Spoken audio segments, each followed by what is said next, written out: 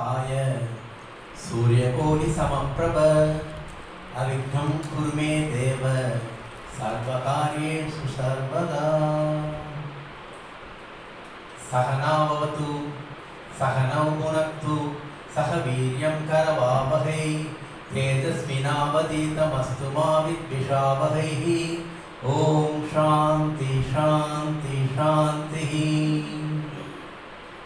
त्वमेव माता च पिता त्वमेव त्वमेव बन्धुः च सखा त्वमेव त्वमेव विद्या द्रविणं त्वमेव त्वमेव सर्वं मम देव देव।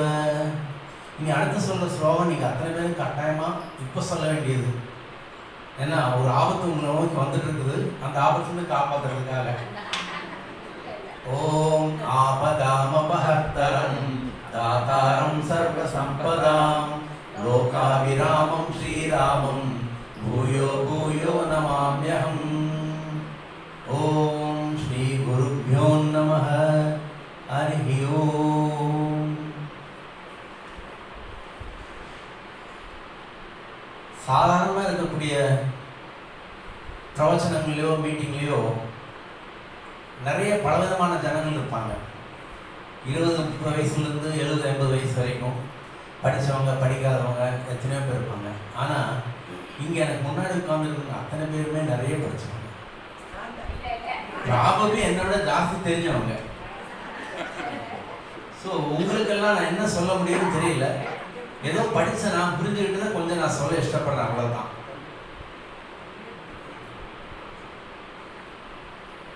உங்களுக்கு எல்லாமே தெரிஞ்ச ஒரு கீதை, பகவத்கீதை. அதில் கர்ம பக்தி ஞான யோகங்கள் 6 சாப்டராக இருக்குது. நான் கர்மத்தையும் பக்தியும் விட்டுட்டேன், ஞானத்துக்கு வரேன். க்ஷேத்திர க்ஷேத்திரஜ விபாக யோகம். ஒவ்வொரு சாப்டர் முடியும் போதும் அது ஒரு சின்ன ஸ்லோகம். இது ஸ்ரீமத் பகவத்கீதாசு உபனிஷத்சு பிரம்ம வித்யாயாம் யோக சாஸ்திரே ஸ்ரீ கிருஷ்ணார்ஜுன சம்வாதே க்ஷேத்திர க்ஷேத்திரஜ விபாக யோகோ நாம த்ரயோதசோத்யாயः. நிச்சயமா ஒவ்வொரு சாப்டர் முடியும். சாப்டரே கிடையாது, போர்க்களம். போர்க்களத்தில் அர்ஜுனன் நடுநடுங்கிட்டு இருக்கான், என்ன பண்ண தெரியாம. அப்போ அர்ஜுனன் அவனை தட்டி எழுப்புறதுக்காக, கிருஷ்ணன் அவனை தட்டி எழுப்புறதுக்காக சொல்லிட்டு இருக்காரு. அவர் என்ன ஒவ்வொரு சாப்டருக்கும் பேர் போட்டு ஒவ்வொரு சாப்டர் முடிஞ்ச பின்னாடி இந்த சாப்டர் முடிஞ்சுன்னா சொல்லிட்டு போறாரு கிடையாது. அவர் பாட்டு சொல்லிகிட்டே இருந்திருப்பாரு. இதை அந்த காலத்து டிவியில், வயர்லெஸ் கார்ட்லெஸ் டிவியில் சஞ்சயன் பார்த்து திருராஷ்டிரன் சொல்லும்போது இதை ரெக்கார்ட் பண்ணியிருக்காங்க. அதை நம்ம சௌரியத்துக்காக வியாசர் இப்படி பிரித்து தரம் பிரித்து நமக்கு எல்லாம் கொடுத்துருக்காரு. அப்படி கொடுத்ததில் அந்த 13வது சாப்டரில் அத்தனையுமே என்னால் சொல்ல முடியாது, எனக்கு அத்தனையும் சொல்லவும் தெரியாது. அதில் ஒரு 5 ஸ்லோகங்கள் மட்டும்.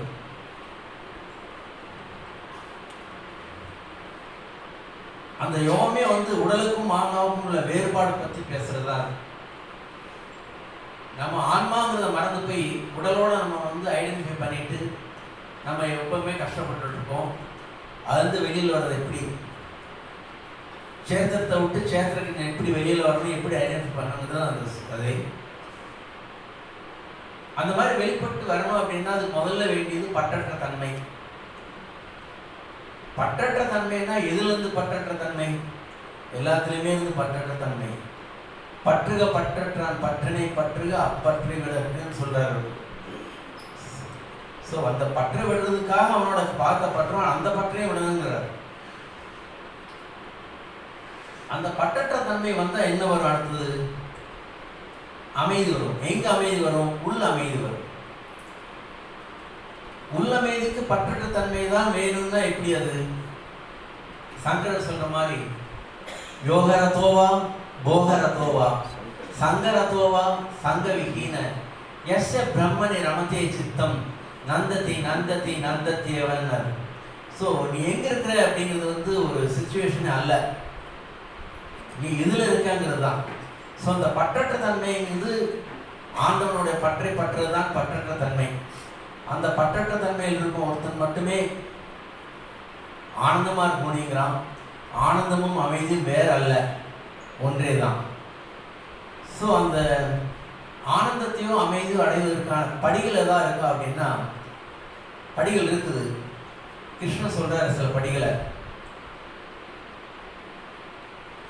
அமானித்வமதம்பித்வம் அஹிம்சா சாந்தி ராஜவம் ஆச்சாரியோபாசனம் சௌச்சம் ஸ்தைரியமாத்ம விநிகிரஹ இந்திரியாப்தேஷு வைராக்யம் அனஹங்கார ஏவச ஜன்ம மிருத்யு ஜரா வியாதி துக்க தோஷானு தர்ஷனம் அசக்திர் அனபிஷ்பங்கஹ புத்ரதார கிருஹாதிஷு நித்யம் ச சமசித்தத்வம் இஷ்டானிஷ்டோபபத்திஷு மைசானன்ய யோகேன பக்திரவ்ய விசாரிணி விவிக்த தேச சேவித்தம் அரதிர்ஜன சம்சதி அத்யாத்ம ஞான நித்யத்வம் தத்வஜ்ஞானார்த்த தர்ஷனம் ஏதத் ஞானம் இதி ப்ரோக்தம் அஜ்ஞானம் யததோன்யதா. 5 ஸ்லோகத்தில் சொல்லி முடிச்சிடார். நான் என்னத்துக்கு 18 சாப்டர் படிக்கணும்னு தெரியல. இதை நான் படிச்சுட்டு நான் இதை ப்ராக்டிஸ் பண்ணாலே நான் ரீச் பண்ண வேண்டிய இடத்துக்கு ரீச் பண்ணிடுவேன். ஸோ அதை பற்றி கொஞ்சம் தெளிவாக பார்க்கலாமே.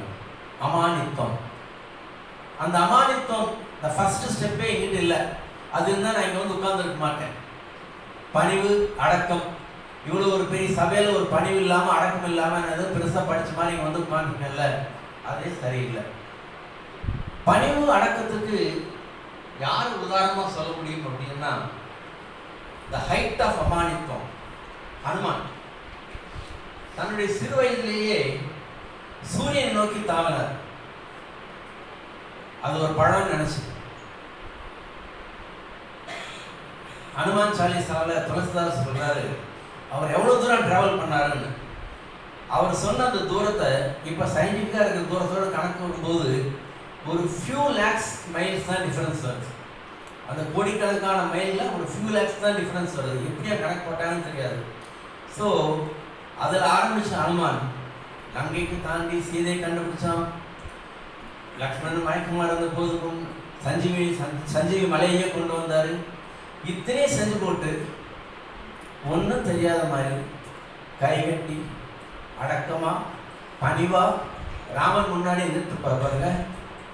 அதுதான் அமானித்வம்.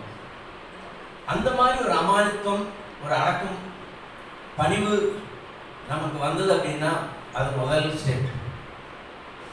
2வது ஸ்டெப் அதம்பித்வம். அதம்பித்வம் அப்படின்னா தம்பித்வம்னா வெளிவேஷம், உள்ளொன்று வைத்து புறமொன்று சொல்வது. நான் யாரு அப்படிங்கிறத மறைச்சு நான் வேறையா வேஷம் போட்டு சொல்றேன். நான் இன்னாதாங்கிறத வந்து நான் வெளிப்படுத்துறதே இல்லை. நான் வெளிப்படுத்துறதே வேற எதையோ. அந்த தம்பித்தம் இல்லாததான், வெளிவேஷம் இல்லாம நான் யாரோ நான் நானாவே இருக்கிறது தான் அதம்பித்தம்.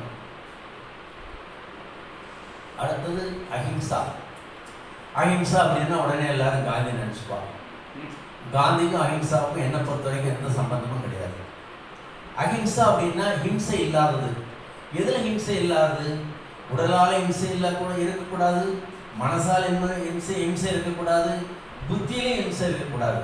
ஆனால் காந்தி மனசால ரொம்ப ஹிம்சை பண்ணார் பிரிட்டிஷார். அவர் பண்ண ஹிம்சைக்கு அளவே கிடையாது. நினைச்சா சத்தியாகிரகம், நினைச்சா உண்ணாவிரதம் உட்கார்ந்து ஹிம்சை பண்ணி தொலைச்சிட்டார். அது அஹிம்சை அல்ல, அதுதான் பெரிய ஹிம்சை. நாவினால் சுட்டவடும் உள்ளாரம் ஆறாதே, தீவினால் சுட்டவடும் உள்ளாரம் ஆறாதே, நாவினால் சுட்டவடும். அந்த மாதிரி ஒரு மனுஷனை அடிச்சுட்டா கூட, உடலால இம்சைப்படுத்தா கூட அது மறந்துவும் செய்யும். ஆனால் மனசால இம்சைப்படுத்துறது வந்து அவ்வளோ சீக்கிரம் மறக்காது, போகாது. ஸோ அஹிம்சை அப்படிங்கிறது வந்து எதுலேயுமே யாரையுமே துன்புறுத்தாமல் இருக்கிறது. அது எப்படி அப்படின்னா, பிரத்யார் நம்மிடம் எப்படி நடந்துக்கணும்னு எதிர்பார்க்கணுமோ அது மாதிரி பிரத்யாருக்கும் நம்ம நடந்துட்டோம்னா அதுதான் அஹிம்சை. யாராவது நம்ம துன்புறுத்தணும்னு சொல்லி நம்ம நினைப்போமா? எல்லாருமே நம்மகிட்ட நல்லா பழகணும், எல்லாருமே நமக்கு நல்லது மட்டும் செய்யணும், எல்லாராலையும் நமக்கு எந்த விதமான இடைஞ்சலும் வரக்கூடாது அப்படின்னு நினைப்போம். அதே நம்ம பிரத்யேகம் செஞ்சுட்டா அதோட பெரிய அகிம்சை உலகத்தில் எதுவுமே கிடையாது. அதுக்கு அடுத்தது சாந்தி. சாந்தின்னா மன்னிப்பு. மன்னிப்புன்னா என்ன? இயேசுநாதர் சொன்ன மாதிரி ஒரு கண்ணத்தை ஆரஞ்சா இன்னொரு கண்ணத்தை காமின்னு அது மன்னிப்பல்ல, அது பெரிய ஹிம்சை. அவனுக்கு யார் அடிச்சாலும் அவனுக்கு அது பெரிய ஹிம்சை. நமக்கு எந்த விதத்துல துன்பம் செஞ்சிருந்தாலும் அந்த துன்பத்தை நம்ம துன்பம் அப்படின்னு நினைக்காம, எப்படி துன்பம் நினைக்காம இருக்க முடியும்? துன்பம் 3 வகைப்படும். மறுபடியும் உடலுக்கு உண்டான துன்பம், மனதுக்கு உண்டான துன்பம், புத்திக்கு உண்டான துன்பம். கடைசி நம்ம கிட்ட இல்லவே இல்லை. ஸோ 2 தான், உடலும் மனசும் தான். ஸோ உடலுக்கு உண்டான துன்பம் மறைஞ்சு போகும். நமக்கு துன்பத்தை உண்டாக்கியவன் பர்பஸா துன்பத்தை உண்டாக்குனானா, இல்லை அவனுடைய இக்னரன்ஸ்ல உண்டாக்குனானா? அவனுடைய அறியாமையில் தான் துன்பத்தை உண்டாக்குறார்கள். அறிவு சார்ந்தவர்கள் துன்பத்தை உண்டாக்க மாட்டார்கள். ஸோ அவன் அறியாமையில் உண்டாக்குன துன்பத்தை நம்ம மன்னிக்கிறது ஒன்றும் கஷ்டமே கிடையாது. ஸோ மன்னிச்சாச்சுன்னா அதுக்கப்புறம் இது என்ன இருக்குன்னு பார்த்தா ஆர்ஜவம். ஆர்ஜவம்னா நேர்மை. நேர்மை அப்படித்தான். இன்னைக்கு நான் போற இடத்துல கவர்மெண்ட் ஆஃபீஸு வேலை நடக்கணும். எஸ்ஐஆர் ஃபார்ம் ஃபில்அப் பண்ணி கொண்டு போயிருக்கேன், இன்னும் வாங்க மாட்டேங்கிறாங்க. சார் ஃபோட்டோவை நீங்கள் இந்த இடத்துல ஒட்டிட்டீங்க, அந்த இடத்துல ஒட்டணும், இது பழைய ஃபோட்டோ, புது ஃபோட்டோ இருந்தால் கொடுங்க. இப்படி எத்தனையோ சொல்லிகிட்டே இருக்கிறாங்க.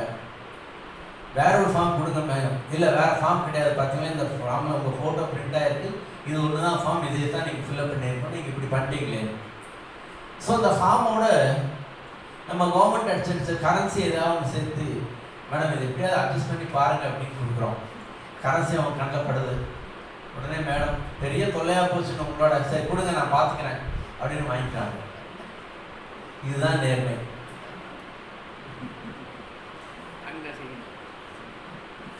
நேர்மை ரொம்ப சின்ன விஷயம், பெருசா ஒன்றும் நேர்மையான பாட வேண்டியதில்லை. சின்ன சின்ன விஷயங்களே நம்ம எதுக்கு ஈல்டாகாம நம்ம நியாயம் என்ன செய்யணுமோ அதை மட்டும் செஞ்சுட்டு தான் போறோம். அதனால நிறைய நேரங்களில் சில துன்பங்கள் கஷ்டங்கள் உண்டாகலாம், கட்டாயம் உண்டாகும். இப்போ அந்த அம்மா பணத்தை கொடுக்கலன்னா அந்த ஃபார்மே வாங்கியிருக்க மாட்டாங்க. மணிக்கணக்கில் அங்கே நின்று தவம் இருந்து அப்புறம் அந்த அம்மா போனால் போது கடைசியாக வாங்கியிருப்பாங்க. ஆனால் அவ்வளோ நேரத்தை நான் வேஸ்ட் பண்ணதுக்கு கூட கணக்கு போட்டு பார்க்குறேன். 3 மணி நேரம் நிற்கிறோம், ஒரு 100 ரூபா கொடுத்தா இந்த 3 மணி நேரம் மிச்சம் தானே. இப்படி நம்ம நேர்மை தவறுகிறோம். அந்த நேர்மை தவறாம இருக்கிறது தான் ஆர்ஜவம். அடுத்தது இதையெல்லாம் நமக்கு சொல்லிக் கொடுக்கக்கூடிய ஆச்சாரியார், அந்த ஆச்சாரியோபாசனம். ஆச்சாரியோபாசனம் அப்படின்னா ஆச்சாரியாருக்கு உபாசனை செய்வது பணிவிடை செய்வது தான். ஆச்சாரியனுக்கு உபாசனை செய்வது பணிவிடை செய்வதுன்னா எனக்கு உடனே ஞாபகம் வருது கர்ணன் தான். கர்ணன் அவனுடைய ஆச்சாரியார், கர்ணனுடைய மடியில் அவனோட ஆச்சாரியார் தலை வச்சு படுத்து தூங்கிட்டு இருக்கும்போது ஒரு வண்டு கர்ணனுடைய தொடை தொலைக்குது, ரத்தமா கொட்டுது. ஆனாலும் அவன் துளி கூட அசையவே இல்லை. அதுதான் ஆச்சாரியனுக்கு செய்கிற சேவை. நான் ஃபர்ஸ்ட் ஆஃப் ஆல் நமக்கு ஆச்சாரியனே யாரும் தெரியாது. ஸ்கூலில் படிக்கும்போது யூனிட்டி ஸ்கூல் மிஸ்ஸு, வாத்தியார், ஸ்கூலுக்கு ஹைஸ்கூலுக்கு பின்னாடி வாத்தியார், காலேஜுக்கு பின்னாடி ப்ரொஃபஸரு. அப்புறம் கடைசி இந்த மாதிரி மீட்டிங்கில் உட்காரும்போது யாராவது சுவாமிஜி பேசுகிறாரு. இது யார் நம்முடைய ஆச்சாரியார்? எதை சொல்லிக் கொடுக்குறோம் ஆச்சாரியார்? நம்ம இன்னும் ஆச்சாரியரே கண்டுபிடிக்கவே இல்லை, அப்புறம் எங்கே உபாசனை பண்ணுறது? ஸோ ஆச்சாரியரை கண்டுபிடிக்கணும் அப்படின்னா அதுக்கு ஒரு உத்வேகம், மனசில் ஒரு ஆசை. அப்பயே கண்ணன் மாமா சொன்னார் அபர வித்யாக்கள் பற்றி.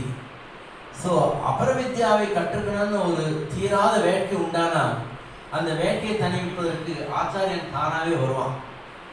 அப்படி வர ஆச்சாரியனுக்கு நம்ம உபாசனை செய்ய வேண்டும். ஆச்சாரியனுக்கு உபாசனை செய்யணும்னா என்ன வேணும்? சௌச்சம். சௌச்சம் அப்படின்னா தூய்மை. தூய்மை 2 விதப்பட்டது, உடல் தூய்மை, மன தூய்மை. நிறைய நேரங்களில் உடல் தூய்மை நம்ம செய்ய முடியாமல் போகலாம். உடம்பு சரியில்லாம போச்சு, காய்ச்சல் வந்துடுச்சு, பயங்கரமாக ஜலதோஷம் பிடிச்சிருக்குது, பாத்ரூம் பக்கம் போனாலே கஷ்டமாக இருக்குது. உடல் தூய்மை இல்லை. உடல் தூய்மை இல்லாதனால ஒன்றும் தப்பு இல்லை. உடல் தூய்மைனா நம்ம குளிச்சுட்டு வரோம், உடல் தூய்மையாச்சுன்னு நினைக்கிறோம். ஆனால் வந்தால் கரண்ட் போயிடுச்சு, ஃபேன் சுத்தல, வேர்த்து போட்டுது, போச்சா உடல் தூய்மை போயிடுச்சா? ஸோ அதனால் உடல் தூய்மை ஒரு பெரிய விஷயமே இல்லை. ஆனால் மன தூய்மை, மனத்துக்கண் மாசில நாதல் அனைத்து அரண். ஸோ மனத்தில் மாசில்லாமல் இருக்கிறது மட்டும்தான் தூய்மை. அந்த மாசு இருக்கிற தூய்மையாயிருக்கு, அவ்வளோதானே. மாசு அப்படிங்கிறது எண்ணங்களால் உண்டாகிறது தான். ஸோ எண்ணங்கள் நல்லெண்ணங்களாகவும், நம்ம முதல்ல சொன்ன மாதிரி அஹிம்சா, பிறருக்கு தீங்கு விளைவிக்காத எண்ணங்களாகவும், ஆர்ஜவம் நேர்மையான எண்ணங்களாகவும் இருந்தது அப்படின்னா நம்ம மனது தூய்மையாயிடுச்சு. தூய்மையான மனது மட்டும் போருமானா கத்தாது, உறுதியான மனம் வேண்டும். ஸ்தைரியம், ஸ்தைரியம்னா உறுதி. உறுதியான மனம் இருந்தால் எதையும் சாதிக்க முடியும். நமக்கு ஒரு விறகு வெட்டி கதை. வேகிற வெயில விறகு வெட்டிட்டு இருக்கான், ரொம்ப டயர்டாயிடுறான், வேர்த்து கொட்டுது. அப்படியே அண்ணாந்து பார்க்குறான் சூரியன். சார் எப்படி நம்மளை பாதிக்கிறான். நான் மட்டும் சூரியனா இருந்தா. ஸோ விறகு வெட்டி மனசுல ஒரு உறுதி உண்டாகுது. தோணுனேன் நான் சூரியன் ஆகணும் அப்படின்னு. எந்த அளவு உறுதியாச்சுன்னா அந்த க்ஷணத்திலையும் சூரியனா மாறிடுறான். சூரியனா மாறின உடனே அவன் எல்லாத்தையும் சுட்டெரிக்க ஆரம்பிச்சிடறான். பூசா வந்திருக்கான்ல, பூசா வாங்கி கொடுத்த சைக்கிளுக்கு ஊர்புறா சுத்துற மாதிரி அந்த சூரியன் எல்லாத்தையும் சுட்டெரிக்க ஆரம்பிச்சான். தன்னோட சக்திமான் எவனுமே இல்லைன்னு எண்ணத்துல அப்படியே ஆகாசத்தில் சஞ்சாரிச்சுட்டு இருக்கும்போது ஒரு மேகம் அவன் முன்னாடி ஒன்று நின்று அவன் எதை சுட்டெரிக்கணும்னு நினைச்சானோ அந்த இடத்த ஒரே நிழல் பூர்வமாக மாற்றிக்கிது. யோசிக்கலாம், இந்த மேகம் நம்மளோட பவர்ஃபுல்லாக இருக்குது. நம்ம மேகமாக மாறினா என்ன? உடனே உறுதி, நான் மேகமாக மாறணும், நான் மேகமாக மாறின உறுதி. மேகமாக மாறிட்டான். மேகமாக மாறின பின்னாடி இன்னும் சந்தோஷம்.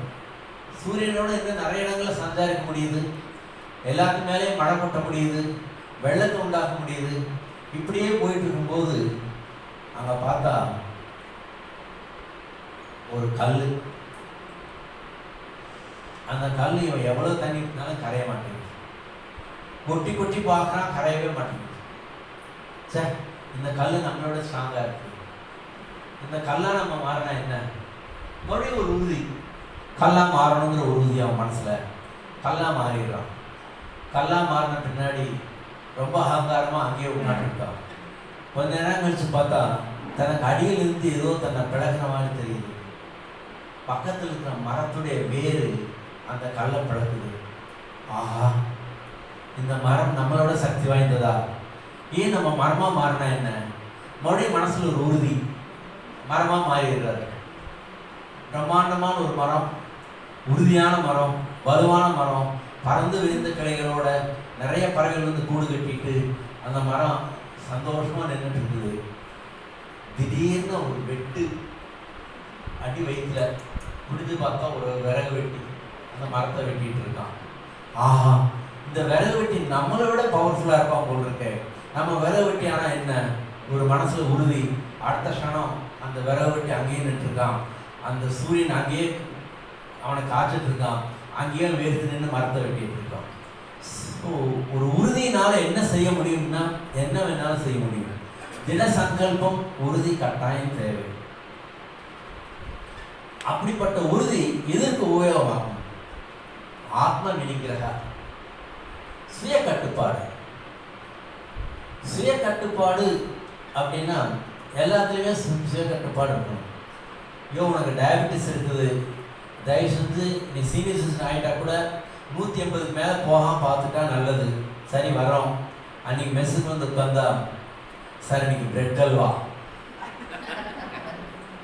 பிரெட் அல்வா ஒரு ஸ்பூன் போடுறான். அவன் வடிவேல் கேட்குறான், சார் இன்னொரு ஸ்பூன் போட்டுக்கிறீங்களா? இப்போ தான் சுய கட்டுப்பாடு. ஸோ சுய கட்டுப்பாடு எங்கே ஆரம்பிக்குது? ஐம்புலங்களையும் சுய கட்டுப்பாடு வேண்டாம்.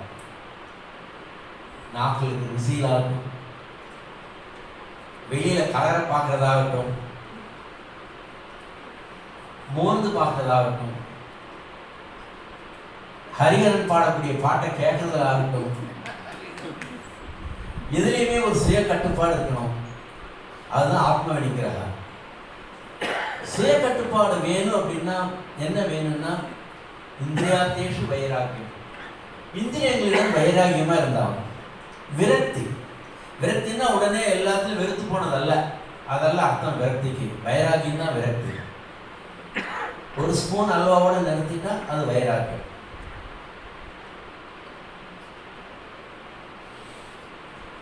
சுவை. சுவையினால நம்ம மாட்டிக்குவோம். எப்படி மாட்டிக்குவோம்? புழுவை சுவைப்பாக்க வந்த மீன் மாதிரி, பூனில் புழுவை சுவைப்பாக்க வந்த மீன் மாதிரி நம்ம மாட்டிக்குவோம்.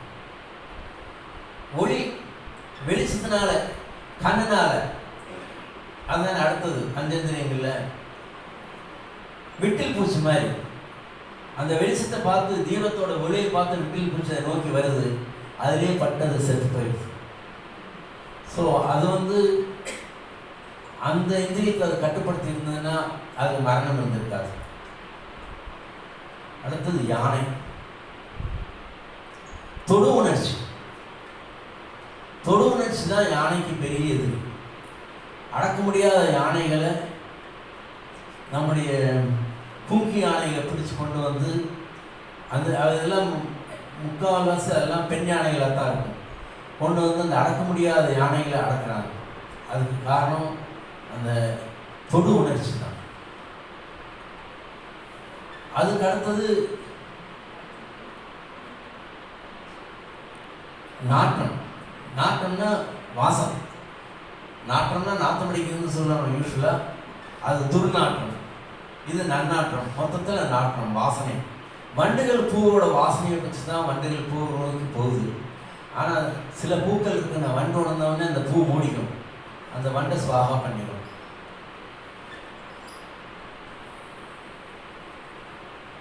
ஓசை. காது.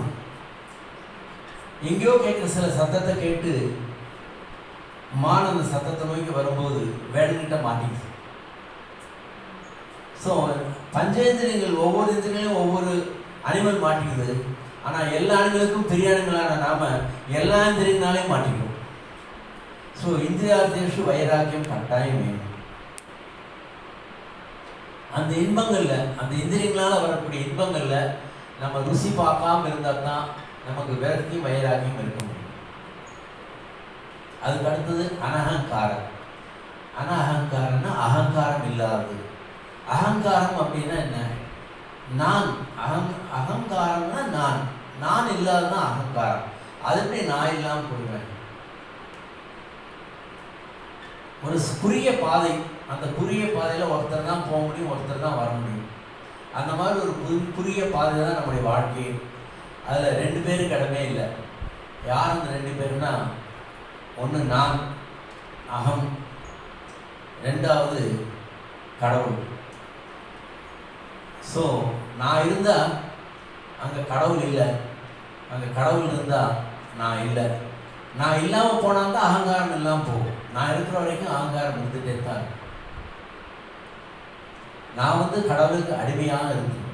அகம், அகத்துக்கு முன்னாடி அடிமை வச்சிருக்குன்னா தாசோகம், தவதாசோகம். தவதாசோகம் நம்ம தியாக பிரம்மம் பாடின பாடி, தவதாசோகம் தவதாசோகம் தாசோகம் தவதாசரதே அப்படின்னு. நம்ம எப்போ நம்முடைய அகங்காரத்தை விடுறோமோ அப்போ நம்ம அங்கே கடவுளை பார்த்த முடியும். அகங்காரத்தையும் வெட்ட பின்னாடி வேற என்ன இருக்கு அப்படின்னு பார்த்தா, ஜன்ம மிருத்யு ஜரா வியாதி துக்க தோஷான தர்ஷனம். ஜன்ம மிருத்யு. ஜன்மனா பிறப்பு, மிருத்யுனா இறப்பு. ஏன் நடுவில் ஒன்றுமே இல்லைன்னா நிறைய இருக்கு, ஆனால் இல்லாமே போகலாம். பிறந்த குழந்தை உடனே இறக்கலாம்.